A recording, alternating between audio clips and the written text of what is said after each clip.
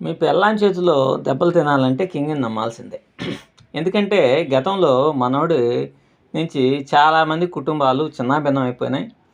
భార్య భర్తల్ని తన్నిన సందర్భాలు కూడా ఉన్నాయి. ఇది మాత్రం వాస్తవం అనమాట. నేను అల్లాటప్పగా అబద్ధం చెప్పట్లా.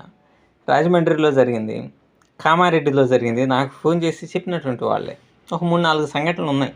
సార్ మా ఆవిడ చేతిలో రోజు తిట్లు కూడా తినాల్సి వస్తుంది సార్ అని.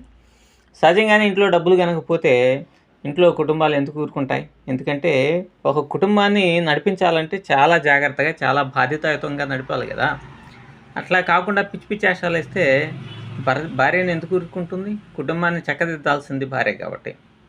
అందుకని వాళ్ళ కమాండ్ ఉంటుంది. కానీ మనోడు ఏం చెబుతున్నాడు? నీకు గనక డబ్బులు గనక అప్పులుంటే నీకెవడు విలువివ్వడు. నిజమే. అప్పులు ఉంటే ఎందుకు విలువిస్తారు చెప్పండి పబ్లిక్?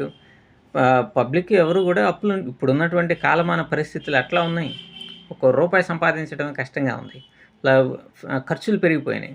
కాబట్టి అప్పులు నీ దగ్గర ఫుల్‌గా ఉంటే నీ దగ్గరికి ఎందుకొస్తారు? అదే నువ్వు పనికిమాలిన పనులన్నీ చేసి అప్పులు చేస్తే నిజంగానే నీ దగ్గరికి రారు.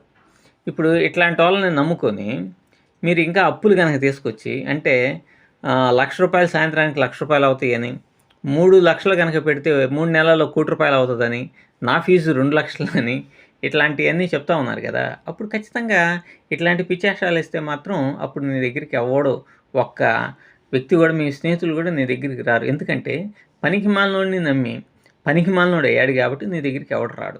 కాబట్టి మీరు బొంగు ఆఫ్ స్టాక్ మార్కెట్ దగ్గరికి వెళ్ళబోయే ముందు 100 సార్లు ఆలోచించుకోండి. అతని యొక్క గతాన్ని సేమ్ ఇప్పుడు ఎటువంటి వీడియోస్ అయితే చేస్తూ ఎన్ని లక్షలు సర్వీసులు కోట్లు వస్తాయని చెప్తున్నాడు, అటువంటివి గతంలోనూ చేశాడు. ప్రీవియస్ వీడియోస్ చూడండి.